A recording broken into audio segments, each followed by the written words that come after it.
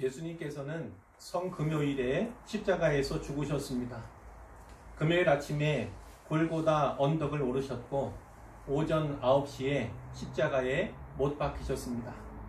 그리고 장장 6시간 동안 십자가에 달려 계시다가 오후 3시쯤 운명하셨습니다. 이날은 준비일이었습니다. 다음 날이 안식일이라는 뜻입니다. 안식일은 금요일 저녁 해질 무렵부터 토요일 해질 때까지입니다. 유대인들은 나무 위에 단 시체를 밤새 두지 않습니다. 그날에 장사 지내야만 합니다. 나무에 달린 자는 하나님께 저주받았기 때문에 땅을 더럽히는 것으로 여겨졌습니다. 그래서 로마 총독인 본디오 빌라도에게 다리를 꺾어 시체를 치워달라고 요구합니다. 그때 예수님의 십자가 양옆에는 2명의 강도가 함께 십자가에 매달려 있었습니다. 군인들이 가서 예수님과 함께 못 박힌 두 강도의 다리를 꺾었습니다. 철봉으로 다리를 부수었다는 의미입니다. 이것은 죄수가 이미 죽었는지 아직 살아있는지를 판단하는 방법이기도 했습니다. 그러나 예수님의 경우는 달랐습니다. 군인들이 그분의 다리는 꺾지 않았습니다. 굳이 다리를 꺾을 필요를 느끼지 못할 정도로 예수님이 죽으셨다는 사실이 너무나 분명했기 때문입니다. 시편 34편 19절과 20절에는 메시아 그리스도에 대해서 이렇게 예언되어 있습니다. 의인은 고난이 많으나 여호와께서 그의 모든 고난에서 건지시는도다. 그의 모든 뼈를 보호하시며 그 중에서 하나도 꺾이지 아니하도다. 사도 요한은 그의 복음서에서 이 일이 일어난 것은 그 뼈가 하나도 꺾이지 아니하리라 한 성경을 응하게 함이었다고 증언합니다. 예수님은 십자가에서 죽으셨으나 죽음 후에도 메시아에 대한 예언의 말씀을 이루신 것입니다. 그 대신에 한 군인이 창으로 예수님의 옆구리를 찔렀습니다. 그러자 모든 피와 물이 쏟아져 나왔지요. 날이 저물었을 때 아리마대 사람 요셉이 빌라도에 가서 예수님의 시체를 내어달라고 요청합니다. 요셉은 존경받는 공회원이었습니다. 또 부자였습니다. 하나님 나라를 기다리는 자였고 예수의 제자이기도 했습니다.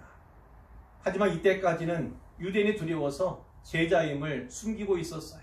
이제 용기 있는 행위로서 자신이 제자임을 드러낸 것입니다.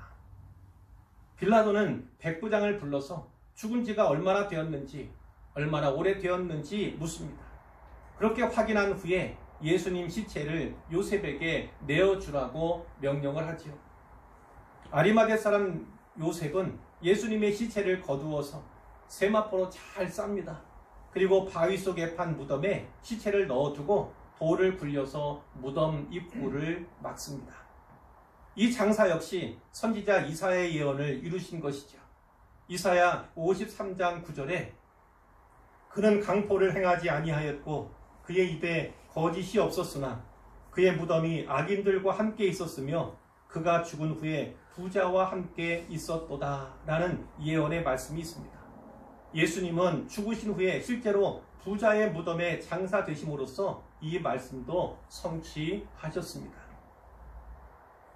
마태복음 27장 62절 이하에 대제사장들 그리고 바리새인들이 빌라도에게 요청한 내용이 기록되어 있습니다. 예수가 살아있을 때에 내가 사흘 후에 다시 살아나리라 한 것을 우리가 기억합니다. 그러므로 명령하여 그 무덤을 사흘까지 굳게 지키게 해주십시오. 그의 제자들이 와서 시체를 도적질한 후에 백성들에게는 그가 죽은 자 가운데서 살아났다 이렇게 말하면 폐해가 클 것입니다. 그러자 빌라도가 너희에게 경비병이 있으니 가서 침대로 굳게 지키라 이렇게 말하죠. 그들이 경비병과 함께 가서 돌을 인봉합니다. 그리고 무덤을 굳게 지킵니다. 사랑하는 성도 여러분, 우리가 여기까지 살펴본 것처럼 예수님의 십자가에서의 죽음은요, 부인할 수 없는 분명한 역사적 사실입니다. 이제 안식일이 지나고 안식 후 첫날, 즉 주일이 되었습니다. 그 주일 새벽에 막달라 마리아가 몇 명의 여인들과 함께 상품을 준비하여 예수님 무덤을 찾아갑니다. 그때 큰 지진이 나고요. 주의 천사가 하늘로부터 내려와 무덤 입구를 막고 있던 돌을 굴려내고 그 위에 앉아 있었어요. 무덤을 지키던 자들이 그 천사를 보고 무서워하며 떨고 사색이 되어 있는 것입니다. 여인들이 그 장면을 목격했으니 얼마나 무서웠겠습니까? 천사가 여자들에게 말합니다. 너희는 무서워하지 말라. 십자가에 못 박히신 예수를 너희가 찾는 줄을 내가 아노라. 그가 여기 무덤에 계시지 않고 그가 말씀하시던 대로 살아나셨느니라.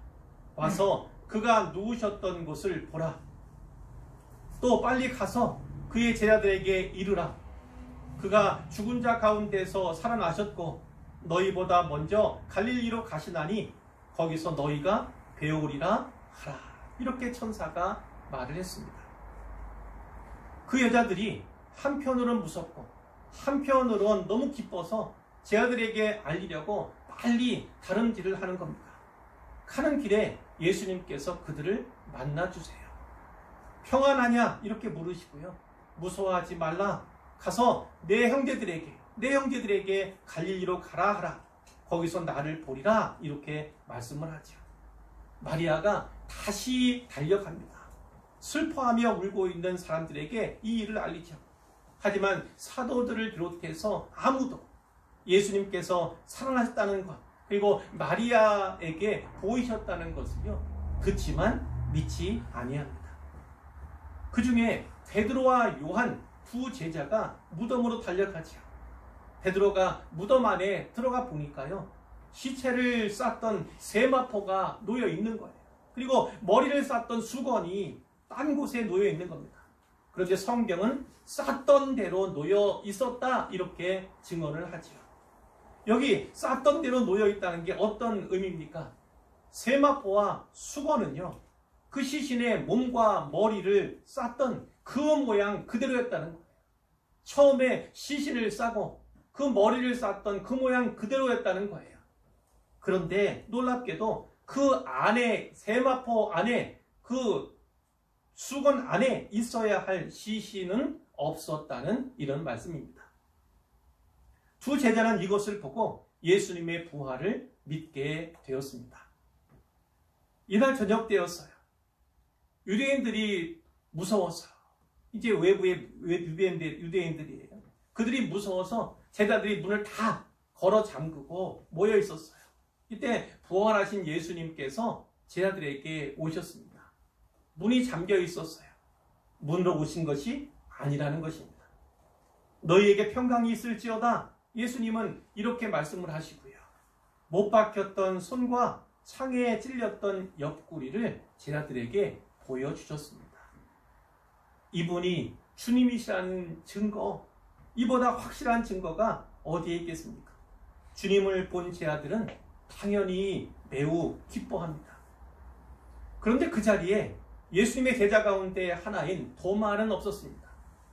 다른 제자들이 그에게 우리가 주를 보았다 이렇게 말을 하니까 도마가 뭐라고 말합니까? 내가 그의 손에 못자국을 보면서 내 손가락을 그 못자국에 넣으며 내 손을 그 옆구리에 넣어보지 않고는 도저히 믿지 못하겠다 이렇게 이야기를 합니다. 그 일이 있고 여드레가 지났습니다.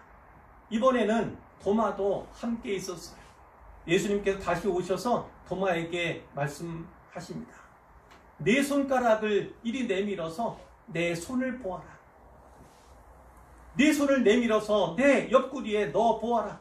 그리하여 믿음 없는 자가 되지 말고 믿는 자가 되라. 이렇게 말씀을 하셨지요. 도마도 이제는 믿지 않을 수 없었습니다. 예수님의 부활을 믿지 않을 수 없었고요. 부활하신 예수님께서 제자들을 만나러 오셨다는 그 사실을 믿지 않을 수 없었습니다. 못자국 난 예수님의 손에 자기 손가락을 넣어볼 필요도 없었고요. 창에 찔린 예수님의 옆구리에 자기 손을 넣어볼 필요성도 느끼지 못했습니다. 더 많은 특시로 고백을 하죠. 나의 주님이시여 나의 하나님이십니다. 이렇게 신앙 고백을 합니다. 예수님께서 도마에게 말씀하시죠. 너는 나를 본고로 믿느냐? 보지 못하고 믿는 자든 복되도다. 이렇게 말씀해요. 이 말씀은 사실 오늘 우리에게 더 적합한 말씀이 아닌가 싶습니다. 오늘 우리는 아무도 예수님을 보지 못합니다. 십자가에 못 박혀 죽으신 예수님, 그러나 사흘 만에 부활하신 예수님을 눈으로 보지 못하고 믿는 우리가 더 복되다는 말씀이지요. 사랑하는 성도 여러분, 예수님의 죽음이 부인할 수 없는 사실이었던 것처럼 주님의 부활 또한 분명한 역사적 사실임을 꼭 믿으시길 바랍니다. 오늘 본문이 있는 고린도전서 15장을 부활장이라고 합니다. 그 3절과 4절은 이렇게 말씀하죠. 성경대로 그리스도께서 우리 죄를 위하여 죽으시고 장사 지낸 바 되셨다가 성경대로 사흘 만에 다시 살아나사. 우리 주님의 십자가, 그리고 죽음, 그리고 장사 지냄이 다 성경에 예언되어 있는 그대로였다는 거예요. 그리고 사흘 만에 다시 살아나신 것, 우리 주님의 부활 또한 성경대로 이루어진 일이다. 이렇게 사도 바울이 기록하고 있는 것입니다. 그러나 우리와는 달리요. 어떤 사람들은 예수님의 부활을 믿지 않았습니다. 예수님이 죽은 것이 아니라 잠시 기절했다가 깼을 뿐이라고 이렇게 말을 합니다. 또 제자들이 예수님의 시체를 도둑질해서 숨겨놓고는 예수님이 부활하셨다, 이렇게 거짓말을 퍼뜨렸다고 주장하기도 합니다. 여러분, 이들이 예수님의 부활을 믿지 못하는 이유가 무엇일까요? 그 이유는 간단합니다. 그들이 죽은 자의 부활 자체를 믿지 못하기 때문이죠. 12절 말씀을 보시길 바랍니다. 그리스도께서 죽은 자 가운데서 다시 살아나셨다 전파되었거늘 너희 중에서 어떤 사람들은 어찌하여 죽은 자 가운데서 부활이 없다 하느냐? 어찌하여 죽은 자 가운데서 부활이 없다 하느냐? 사도 바울로부터 이 편지를 받고 있는 고린도 교회 교인들 가운데서 죽은 자의 부활을 믿지 못하는 사람들이 있었던 것입니다. 사도는 13절부터 17절까지 한 절에 한 번씩 총 5번에 걸쳐서요, 만일 어떠하면 이런 표현을 사용하고 있습니다. 그 내용은 크게 두 묶음이죠. 하나는요, 13절, 15절, 16절인데 이것은 다 비슷한 내용입니다. 만일 죽은 자의 부활이 없으면 그 말씀을 하죠. 만일 죽은 자의 부활이 없으면 15절에 하나님이 그리스도를 다시 살리지 아니하셨으리라. 죽은 자의 부활이 있기 때문에 하나님께서 그리스도를 다시 살리셨다는 말씀이에요. 그리스도도 다시 살아나지 못하셨으리라. 이렇게 14절, 16절에 말씀하고 있습니다. 요약하면요, 죽은 자의 부활은 반드시 있다. 죽은 자의 부활은 반드시 있다, 이 말씀이에요. 나머지 14절과 17절이 다른 한 묶음인데요. 거기에는 그리스도께서 만일 다시 살아나지 못하셨으면 이런 전제 말씀들이 있지요. 자, 이 말씀은 그리스도의 부활이 만일 사실이 아니라면 이런 말씀인 거예요. 자, 14절과 15절을 보세요. 그리스도의 부활이 사실이 아니라면 우리가 복음을 전파하잖아요. 우리가 전파하는 그 복음 헛것이라는 거예요. 그 전파하는 수고도 다 헛것이라는 겁니다.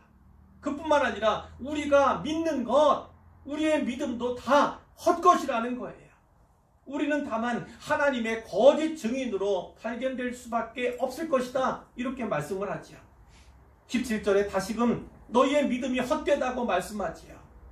자, 예수 그리스도의 부활이 사실이 아니라면 우리가 믿는 바와는 달리 여전히 죄 가운데 있을 것이라고 이렇게 단언해서 말씀합니다.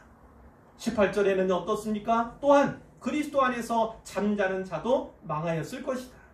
망하는 것이다. 그리스도 안에서 잠자는 자, 죽었지만 깨어날 것을 기대하면서 잠든 자들이 있잖아요. 그들도 다 망하였을 것이다. 다시 깨는 일이 없고 부활할 일이 없는데 그것이 무슨 의미인가? 단지 죽었을 뿐이다. 이렇게 말하는 거죠.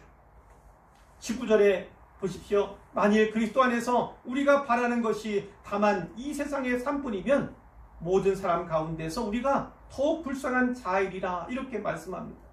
예수님의 부활이 사실이 아니라면요, 그분이 부활하지 않으셨다면 우리가 왜 이 세상을 위해 살지, 이 세상의 봄낮과 이 세상의 안위를 위해서 살아가지, 왜 저 세상을요, 다음 세상을요, 내세를요, 천국을 바라보며 살아갈 필요가 무엇이 있는가예요. 이 세상의 삶이 다라면, 부활이 진짜 없다면요, 우리가 그 믿음을 갖고 이 세상 가운데서 그 모습으로, 그 믿는 자의 모습으로 살아가는 것이 오히려 불쌍한 것이라는 거예요. 우리는 다 불쌍한 자로서 발견되게 될 것이다. 이렇게 말씀하는 거죠. 30절에 또 어찌하여 우리가 언제나 위험을 무릅쓰리요. 특별히 사도 바울은 이 복음을 전하기 위해서 전도하고 선교하다가 생명의 위협을 아주 많이 받았던 그런 분이잖아요. 그분이 얘기하는 거예요. 우리가 이렇게까지 위험을 무릅쓰고 전도할, 선교할 까닭이 무엇인가? 이렇게 얘기하죠. 32절 끝부분에 보면 내일 죽을 터이니 먹고 마시자 하리라. 만일 그리스도의 부활이 사실이 아니라면, 주님이 부활하지 않으셨다면 차라리 먹고 마시는 거에 힘쓰는 게 낫겠다. 이렇게 말씀을 하는 거예요. 자, 사도 바울의 이 말씀을 요약하면 어떤 얘기입니까? 그리스도의 부활은 확실하다는 겁니다. 그리스도의 부활은 확실하다. 이 말씀을 하시는 거예요. 우리가 앞서 보았던 것처럼요, 부활하신 예수님께서는 가장 먼저 막달라 마리아에게 그 부활의 몸을 보여주셨잖아요. 그리고 오늘 15장 5절부터 8절까지에 보면요, 그 막달라 마리아 다음에 게바는 베드로지요. 베드로에게 보여주셨고, 후에 12제자에게 보여주셨고, 또 그 후에는 500여 형제에게 일시에 보여주셨다는 거예요. 그런데 그 500여 형제들 가운데 지금까지 대다수가 살아남아 있다는 거예요. 아직 죽지 않고 살아있는 사람들이 많다. 어떤 사람들만 잠들었을 뿐이다. 이렇게 말씀하고요. 그 후에 야고보에게 보이셨고, 그 후에 모든 사도들에게 다시 보이셨고, 맨 나중에 만삭되지 못하여 난 자 같은 팔싹둥이 같은 내게도 보이셨다. 사도 바울이 이렇게 고백하는 것입니다. 다메섹 도상에서 예수 믿는 자들을 다 포박하려고, 잡아서 옥에 넣으려고 가던 그 도상에서 부활하신 예수님이 그 바울을 만나 주시죠. 그리고 이방인의 사도로 그를 부르시는 것을 우리가 잘 알지 않습니까? 자, 요약하면 이런 겁니다. 예수님의 부활의 증인들이 이렇게나 많다는 거예요. 1명, 2명이 아니다. 12명이 아니다. 500명도 넘다. 이렇게 말씀하는 거예요. 예수님의 부활은 역사적인 사실이 분명하다. 이렇게 사도 바울이 말씀해 주는 거죠. 이제 20절 말씀으로 가보겠습니다. 20절에 그러나 이제 그리스도께서 죽은 자 가운데서 다시 살아나사 잠자는 자들의 첫 열매가 되셨도다. 아멘. 여기 잠자는 자들 있잖아요. 잠자는 자들이 사실은 죽은 자들이잖아요. 좀 더 구체적으로 말하면 그리스도 안에서 죽은 자들입니다.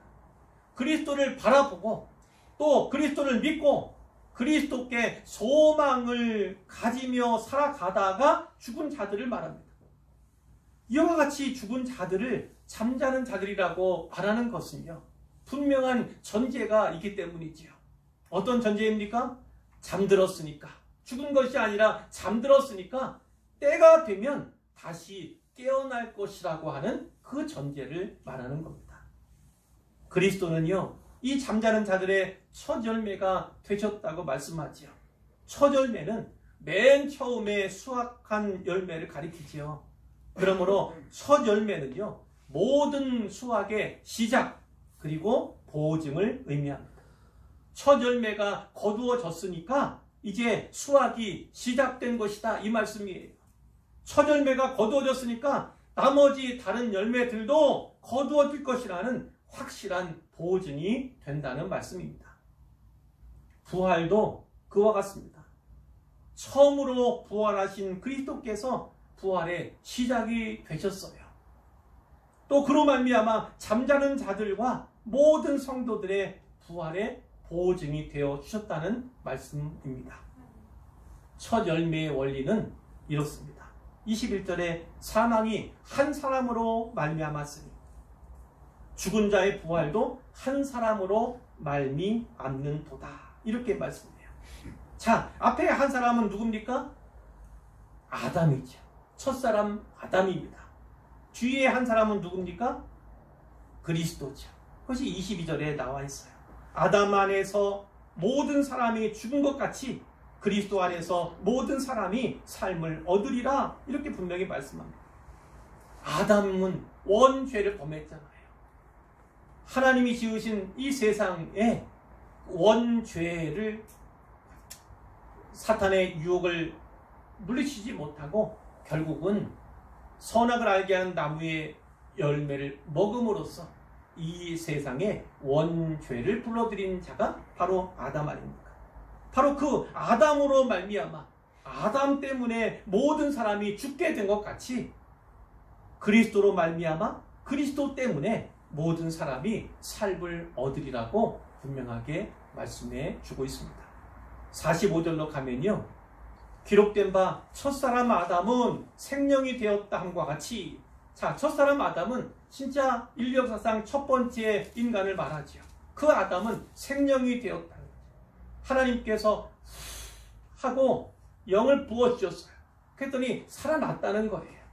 마지막 아담, 이 마지막 아담은 누굽니까? 예수 그리스도를 가리킵니다. 마지막 아담인 예수님은 살려주는 영이 되셨다. 이렇게 말씀을 하죠. 첫사람 아담 그리고 마지막 아담 이렇게 말씀하고 있고요. 자, 46절에 보면 그러나 먼저는 신령한 사람이 아니요 육의 사람이다. 첫사람 아담은 육의 사람이라는 거예요. 그러나 마지막 아담인 예수님은 신령한 사람이다. 이렇게 말씀을 하고요. 첫사람 아담은요. 땅에서 난 사람이에요. 그래서 흙에 속한 자이지만 둘째 사람, 여기서는 마지막 아담이 아니라 둘째 사람이라고 예수님을 표하죠. 둘째 사람은 땅에서 난 분이 아니라 하늘에서 난 분이다. 이렇게 말씀해요. 자, 그렇다면 어떻습니까? 하늘에 속한 자다. 하늘에 속한 분이다. 이렇게 말씀하는 거예요. 자, 그와 같이요. 사람들 가운데에는 흙에 속한 자가 있고 또 하늘에 속한 자가 있다는 거예요. 아담처럼 흙에 속한 자, 땅에 속한 자가 있는가 하면 예수님처럼 하늘에 속한 자가 우리들 가운데도 있다는 말씀이지요. 자, 49절에 보세요. 우리가 흙에 속한 자의 형상을 입은 것 같이 또한 하늘에 속한 이의 형상을 입으리라 이렇게 말씀해요. 우리가 흙에 속한 자, 아담의 형상을 입은 것처럼 하늘에 속한 이 예수 그리스도의 형상을 입게 될 것이다. 이렇게 말씀합니다. 42절로 가면요. 여기서는 몸의 부활을 말해요. 몸의 부활을 말하고 있습니다. 죽은 자의 부활도 그와 같으니 썩을 것으로 심고 썩지 아니할 것으로 다시 살아나네요. 자, 썩을 것은 어떤 거예요? 우리 육신은 썩게 되잖아요. 그러나 썩지 아니할 몸이 있다는 겁니다. 예수님과 같은 부활의 몸이 되면 썩지 아니한다는 거예요. 그러니까 썩을 몸이 썩지 아니할 몸으로 다시 살아나게 될 것이라고 말씀합니다. 우리의 육신은 욕된 거예요. 죄악과 허물 채워오는 그런 몸이잖아요. 이 욕된 것으로 심고 영광스러운 몸으로 다시 일어날 것이다. 다시 살아날 것이다. 이렇게 말합니다. 자, 우리 몸은 약하잖아요. 늘 질병 가운데 노출되어 있잖아요. 이 약한 것으로 심고 강한 것으로 다시 살아날 것이다. 즉 육의 몸으로 심고 신령한 몸으로 다시 살아날 것이다. 이렇게 말씀하는 겁니다. 그러니까 우리 몸은요, 우리 육신은 썩을 것이고 욕된 거예요. 약한 거예요. 그러나 우리가 부활하게 될 예수님의 부활체는 어떻다고요? 썩지 아니할 것이고 영광스러우며 강한 것이다. 신령한 몸이다. 이렇게 말씀을 하는 것이죠. 자, 이게 50절 말씀인데 이 50절은 그렇게 신령한 몸으로 변화되어야만 하는 이유에 대해서 말씀을 합니다. 자, 50절이요. 형제들아, 내가 이것을 말하노니 혈과 육은 하나님 나라를 이어받을 수 없고 또한 썩는 것은 썩지 아니하는 것을 유업으로 받지 못하느니라. 이렇게 말씀하고 있습니다. 우리의 혈, 육, 우리의 육체잖아요. 지금 우리가 입고 있는 이 육체는요, 하나님 나라를 이어받을 수 없다는 거예요. 그리고 썩지 아니하는 것을 유업으로 받을 수 없다는 것입니다. 자, 몸이 신령한 몸으로 변화되어야만 하나님 나라를 이어받을 수 있고, 그리고 썩지 아니하는 것들을 유업으로 받을 수 있기 때문이다. 그래서 신령한 몸으로 반드시 변화되어야만 한다. 이렇게 말씀해 주는 것이죠. 바울은 이제 한 가지 비밀에 대해서 말합니다. 그 비밀이 51절 이하에 있습니다. 자, 이 비밀은 어떤 내용이냐면, 그러면 언제 변화될 것인가? 그것을 담고 있는 거예요. 보라, 내가 너희에게 비밀을 말하노니 우리가 다 잠잘 것이 아니요. 자, 무슨 말이에요? 우리가 다 죽을 것이 아니라는 거예요. 어떤 것입니까? 우리 가운데 일부는 그러하지만 또 우리가 다 죽지 않고 살아 있을 때에 이 일이 있을 것이다. 즉 머잖아 이 일이 있게 될 것이다. 이렇게 바울이 말하는 거예요. 우리가 다 잠잘 것이 아니요 마지막 나팔의 순식간에 호련히 다 변화되리니, 마지막 나팔 소리가 울려 퍼질 때 순식간에 그리고 호련히 갑자기 다 변화가 될 것이다. 예수 믿는 그리스도인이라면 이렇게 될 것이다 말씀하는 거죠. 자, 나팔 소리가 한 다음에 죽은 자들이 썩지 아니할 것으로 다시 살아나고 우리도 변화되리라. 나팔 소리가 나면 그 나팔 소리는 주님의 재림의 때를 말해요. 주님의 재림이 있을 때 그때 죽은 자들이 썩지 아니할 것으로 몸이 부활할 것이라고 말씀하는 거예요. 자, 우리도 변화되리라. 이건 어떤 거예요? 우리가 죽지 않고 잠들지 않고 살아있을 때 살아있는 가운데서도 우리가 변화를 받을 수 있다. 이렇게 말씀하죠. 바울은 데살로니가 전서 4장 13절 이하에서 그것을 좀 더 자세하게 말씀하고 있어요. 형제들아, 너희가 자는 자들에 관하여, 또 자고 있는 거잖아요. 죽은 자들입니다. 자, 이들에 대해서 잘 알기를 원한다. 왜냐하면 소망 없는 다른 이와 같이, 소망 없는 다른 이는 무엇입니까? 예수를 알지도 못하고 예수를 믿지도 않는 그들과 같이 슬퍼하지 않게 하려 합니다. 이 죽는다는 일에 대해서, 자는다는 일에 대해서 소망 없는 자들과 같이, 예수 믿지 않는 자들과 같이 너무 슬퍼하거나 너무 두려워하는 이런 일이 없기를 원해서 내가 분명하게 이렇게 말한다. 이런 거죠. 우리가 예수께서 죽으셨다가 다시 살아나심을 믿을진대 이와 같이 예수 안에서 자는 자들도 하나님이 그와 함께 데리고 오시리라. 자, 무슨 말씀입니까? 우리가 예수님의 죽으심과 그분의 다시 살아나심 부활을 믿는다면요, 분명히 믿는다면 하나님께는 어떻게 하십니까? 예수 안에서 죽은 자들, 그 영혼이죠. 그 영혼도 하나님이 예수님 이 땅에 보내실 때, 그러니까 예수님께서 재림으로 이 땅에 오실 때, 그때 함께 그들을 데리고 오실 것이다. 이렇게 말씀을 하는 거예요. 이미 주님 재림 전에 죽어서 하늘나라 가 있는, 천국에 가 있는 그 영혼들이 있잖아요. 그 영혼들을 데리고 그들과 함께 예수님께서 이 땅에 강림하실 것이다. 이렇게 말씀을 하는 거죠. 그날 어떤 일이 일어납니까? 주께서 호령과 천사장의 소리와 하나님의 나팔 소리로 친히 하늘로부터 강림하시리니 그리스도 안에서 죽은 자들이 먼저 일어나고, 자, 그리스도 안에서 예수 믿고 예수를 소망으로 여기며 살아가다가 죽은 자들이 그 자들이 어디에 있어요? 무덤 안에 있잖아요. 무덤 안에 있어요. 물론 우리 요즘의 문화와 같이 화장이 많이 유행하지 않습니까? 화장된 육체도 물에 빠져 죽었어요. 건짐을 받지 못했어. 수습이 안 됐어요. 그런 자들도 하나님께서 다 모으세요. 걱정하실 필요가 없어요. 꼭 매장되어 있어야만 일어날 것이라고 믿을 필요가 전혀 없습니다. 그리스도 안에서 죽은 자들이 먼저 일어날 것이라는 거예요. 그 몸이 부활하게 될 것이라는 말씀이에요. 자, 어떤 거예요? 예수님과 함께 온 믿었던 그러나 죽었던 그 영혼들이 있잖아요. 그 영혼들이 주님과 함께 오게 되는데 바로 그들을 위해서 그리스도 안에서 죽은 자들이 먼저 몸의 부활을 경험하게 될 것이다. 이거지요. 그 후에 우리 살아남아 있는 자들, 재림 때까지 살아남는 사람들이 있지 않겠습니까? 그들도 바로 그 믿음의 선배들과 함께 구름 속으로 끌어올려질 것이다. 이것을 신학적으로 휴거 이렇게 얘기해요. 그 휴거되면 공중에서 주님을 영접하게 하실 것이다. 그 이후부터는 우리 주님과 영원히 함께 있게 되는 것이죠. 다시 고린도전서 15장 53절로 갑니다. 이 썩을 것이 반드시 썩지 아니할 것을 입겠고, 썩을 몸이 반드시예요. 반드시.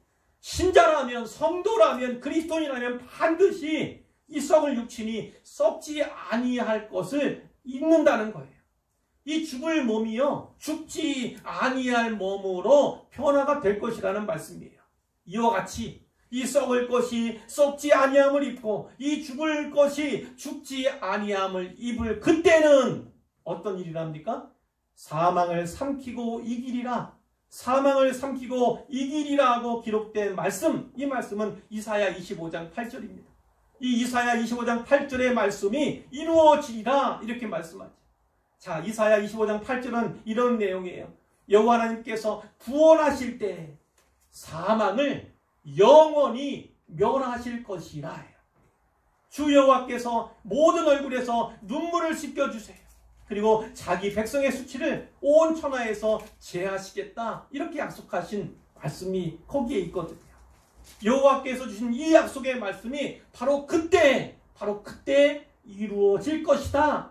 이렇게 사도 바울이 말씀해 주는 것입니다. 여러분, 이러므로 성도들의 몸의 부활은요, 주님이 재림하신 후에야 일어날 일인 거예요. 언제인지는 모르지만 장차 그리고 장래에 있을 일이라고요. 그때가 되어야 비로소 사망이, 죽음이 사망하게 되는 거예요. 하지만 바울은요, 그 사망에게 담대하게 선포합니다. 55절이에요. 사망아, 너의 승리가 어디 있느냐? 사망아, 네가 쏘는 것이 어디 있느냐? 자, 이 쏘는 것은, 쏘는 거 말하자면 벌레가 못 쏘잖아요. 독침을 쏘잖아요. 그렇게 이해하시면 돼요. 네가 쏘는 독침이 어디 있느냐? 이렇게 이해하시면 된다고요. 자, 이 말씀은요, 호세아 13장 14절을 바울이 인용한 거예요. 자, 거기에 보면요, 나는 하나님이에요. 하나님께서 그들 이스라엘을 수울의 권세에서 속량하며 사망에서 구속하리니, 사망아, 네 재앙이 어디 있느냐? 수울아, 네 멸망이 어디 있느냐? 이 말씀을 인용해서 기록한 것이라고요. 그런데요, 호세아서에 기록된 이 말씀은 여호와 하나님께서 친히 말씀하신 거예요. 하지만 오늘 본문 55절의 말씀은 하나님이 아니라 사도 바울이 직접 한 말이라고요. 그러면 사도 바울은 어떻게 이런 말을 할 수 있었겠습니까? 하나님을 아는 지식, 성경을 아는 지식이 탁월했기 때문이에요. 하나님께서 계시의 영을 부어주셔서 비밀한 많은 것들을 깨닫게 해주셨기 때문에 사도 바울이 이렇게 담대하게 선포할 수 있었다는 거예요. 사망아, 너의 승리가 어디 있느냐? 사망아 네가 쏘는 것이 네가 쏘는 독침이 어디 있느냐 이렇게 말한 것은요, 사망아 너는 결국 패배했고, 사망아 너의 독침은 나에게, 믿음의 성도에게 아무런 위해도 가할 수 없다, 이것을 말하고 있는 거죠. 사랑하는 성도 여러분, 바울이 이 선포를, 바울 서신이 많잖아요. 그런데 바울 서신의 다른 책이 아니라 바로 고린도전서 15장 부활장에서 하고 있음을 반드시 기억하셔야 합니다. 예수님께서 십자가에서 죽으시고 부활하심으로써 사망 권세를 이기셨다는 것을 바울이 안 거예요. 사망 권세가 예수님의 십자가와 예수님의 부활로 말미암아서 깨뜨려졌음을 바울이 깨달은 결과입니다. 56절에 사망이 쏘는 것은 죄요, 죄의 권능은 율법이라, 이런 말씀이 있어요. 좀 어려운 말씀인데 이런 내용입니다. 성경은 죄의 삭은 사망이요 이렇게 말하잖아요. 죄의 삭은 사망이다. 죄가 사망의 원인이라는 거예요. 죄 때문에 사망이 이 땅에 왔다는 거죠. 그러니까 거꾸로 말하면 사망은요, 죄를 마치 독침처럼 쏘아대는 거예요. 우리를 향해서 사망이 죄를 독침처럼. 자, 그럼 어떻게 돼요? 모두가 죄에 물들게 되고 다 죄 짓게 되고 죄의 종이 되고, 그러면 그 결과로 맞게 되는 사망 권세를 계속해서 유지할 수 있기 때문에 사망이 죄를 독침처럼 계속 쏘아댄다는 거예요. 그리고 율법이 주어지기 전까지요, 죄는 죄가 아니었던 겁니다. 하지만 율법이 주어졌을 때 이것은 죄다, 이러이러한 것은 죄다, 이렇게 법조문에 담기게 된 거예요. 그러니까 죄에게 권능이 생긴 겁니다. 압도적인 힘이 죄에게 주어진 것이죠. 그런데 예수님께서 그 죄의 삭신, 죄의 결과인 사망의 영역을 공격을 하셨어요. 그리고 그 사망으로부터 그 쏘는 독침을요 빼앗으신 겁니다. 무엇으로요? 예수님의 십자가와 부활로 그렇게 하셨다는 거예요. 예수님께서 십자가와 부활로 사망에 대해서 승리를 선포하셨다는 겁니다. 사망 권세를 물리셨다는 말씀이에요. 로마서 6장 4절 5절에 이런 말씀이 있어요. 그러므로 우리가 그의 죽으심과 합하여, 예수님의 죽으심과 합하여 세례를 받음으로써 그와 함께 장사가 되었나니. 세례를 그냥 유심히 생각하시면 안 됩니다. 예수 그리스도와 더불어 죽은 표예요. 그리고 그 세례를 한 사람은 예수와 함께 이미 장사 지낸 바가 된 것입니다. 그런데 우리 하나님께서 어떻게 하셨어요? 그리스도를 죽은 자 가운데서 살리셨잖아요. 바로 그와 같습니다. 하나님께서 아버지의 영광으로 말미암아 그리스도를 죽은 자 가운데서 살리심과 같이 우리도 또한 새 생명 가운데서 행하게 하려 합니다. 자, 다른 말로 하면 예수님을 살리신 것처럼 우리도 살려주실 것이다, 이렇게 말씀을 하는 겁니다. 만약 우리가 예수님의 죽으심과 같은 모양으로 연합한 자가 되었다면 또한 예수님의 부활과 같은 모양으로 연합한 자도 되리라. 예수님과 더불어 죽는 거, 장사 지내는 거, 그것이 너무나 중요하죠. 죽어야 살 수 있는 거예요. 죽어야 다시 살 수 있는 거예요. 죽은 사람만이, 예수 믿어 죽은 사람만이, 장사된 사람만이 예수님과 더불어서 다시 부활의 영광을 누릴 수 있다, 경험할 수 있다, 이 말씀인 거죠. 자, 요약하면 이런 겁니다. 예수 안에서 죽은 자들, 예수 안에서 죽으면 예수님처럼 부활할 것이다, 이렇게 사도 바울이 우리에게 권면하는 것입니다. 요한복음 11장에서 예수님은 이렇게 말씀하셨어요. 나는 부활이요 생명이니, 나는 부활이요 생명이니 나를 믿는 자는 죽어도 살겠고 물론 살아서 나를 믿는 자는 영원히 죽지 아니하리니 이것을 네가 믿느냐 이렇게 물으셨죠. 부활이신 또 생명이신 예수님을 믿으면요 어떤 유익이 있습니까? 죽어도 그리고 살아있는 동안에 믿으면요 영원히 죽지 않게 되는 것입니다. 죽어도 살고 또 영원히 죽지 아니한다면 사망이 어떻게 우리 믿는 자들을요 이길 수 있겠습니까? 우리를 삼킬 수 있겠습니까? 도저히 삼킬 수도 이길 수도 없다는 거예요. 그러니까 예수님께서 만들어 놓으신 우리가 이길 수밖에 없는, 우리가 사망에 대해서 이길 수밖에 없는 구조 속에서 결국 우리가 승리하게 된다는 거죠. 우리의 승리는 이미 보장되어 있다는 거예요. 이제 결론인데요. 이 결론으로 57절과 8절의 말씀을 삼으려 합니다. 그렇다면 부활을 믿는 우리, 부활 신앙을 가진 우리는 어떻게 살아야 하는가에 대해서 우리가 도전을 받아야 하는 거죠. 우리 주 예수 그리스도로 말미암아 우리에게 승리를 주시는 하나님께 감사하노니 이렇게 우선 말합니다. 예수님을 이 땅에 보내주시고 십자가에 내어주신, 죽음에 내어주신, 그러나 다시 살게 하신 그 하나님, 그 하나님께 우리는 감사해야 한다는 겁니다. 그래서 부활절을 맞아서 예배 드리는데 감사 예배를 드리고 감사 예물을 하나님께 드리는 거지요. 바로 이런 겁니다. 예수님 때문에 우리가 살게 되었고 예수님 통해서 우리에게 승리를 주셨다는 것을 우리가 믿잖아요. 그렇기 때문에 예수님 통해서 우리에게 승리를 주신 하나님께 감사하는 삶을 살아가야 한다는 것입니다. 그러나 잘 보세요. 우리에게 승리를 주시는 하나님이 현재형으로 되어 있어요. 이미 우리에게 승리를 주셨어요. 그러나 사탄 마귀는요 오늘도 우리를 공격합니다. 너는 아직도 죄 가운데 있잖아. 정죄해요. 네가 하나님의 자녀로 합당하게 살아가고 있느냐 이렇게 얘기해요. 너는 진짜 부활을 믿느냐 이렇게도 도전하지요.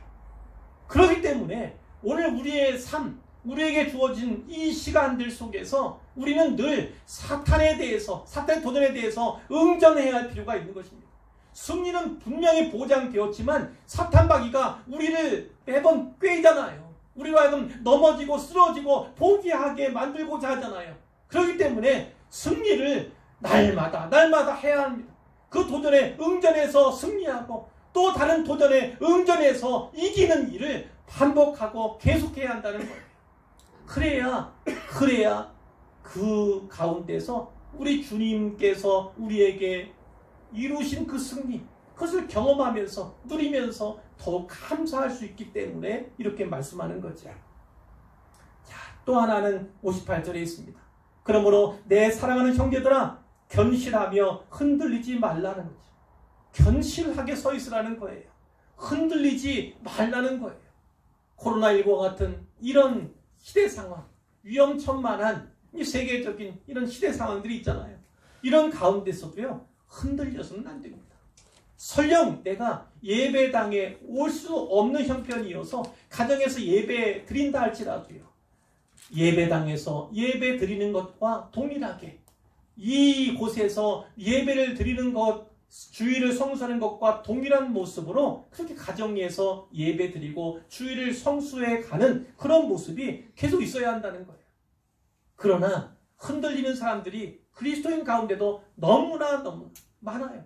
제가 말씀드렸지만 우리는 두려워할 수밖에 없는 존재고 때로 염려할 수밖에 없는 존재인데 그럼에도 불구하고 너무나 지나치게 두려워하고 너무나 지나치게 염려하는, 그래서 성경이 말씀하는 바로 이 요동하는 지경에까지 가는 사람들이 많이 있다는 거예요.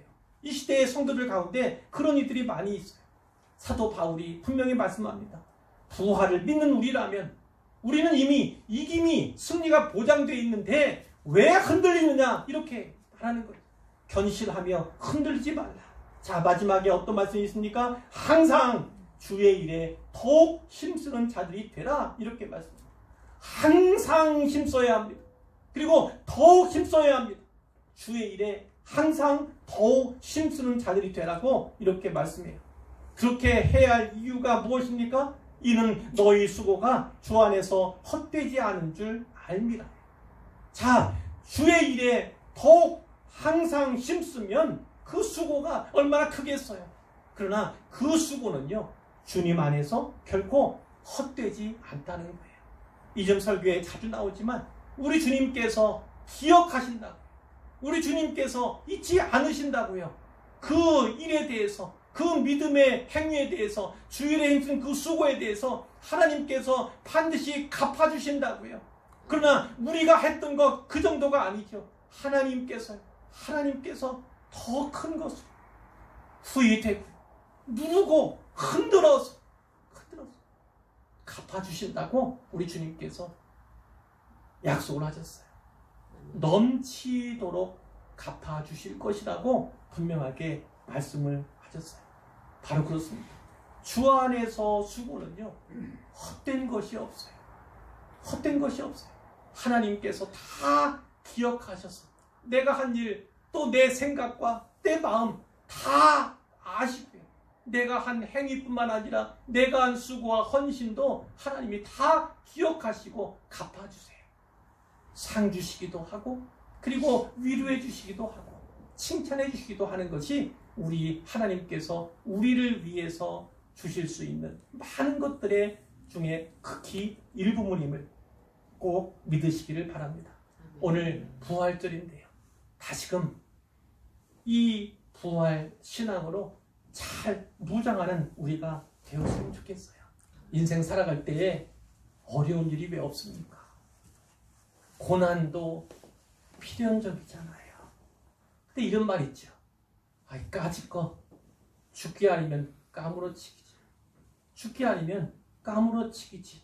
이렇게 생각해 보세요. 죽지 않으면 까무러치기지. 그런데 믿음의 성도들은요, 죽어도 삽니다. 영원히 죽지 아니한다고 우리 하나님께서, 주님께서 우리에게 약속하셨어요. 그러니까 곧 죽을 것 같은 위험천만한 그런 시대 상황 속에서, 또 곧 죽을 것 같은 그런 인생의 고난 가운데서도요, 좀 더 담대하시길 바라요. 우리는 하루하루 가운데 승리해 나가야 합니다. 주님께서 이미 사망에 대해서, 죄의 권세에 대해서 이미 승리하셨기 때문에 그 승리는 바로 우리의 것입니다. 부활신앙을 꼭 믿고 그 신앙대로 살아간다면 우리에게 승리가 보장되어 있음을 꼭 믿으시기를 바라고, 그렇게 믿음이 더해가는 의왕소망교회 성도들 되시기를 우리 주님의 이름으로 축복합니다.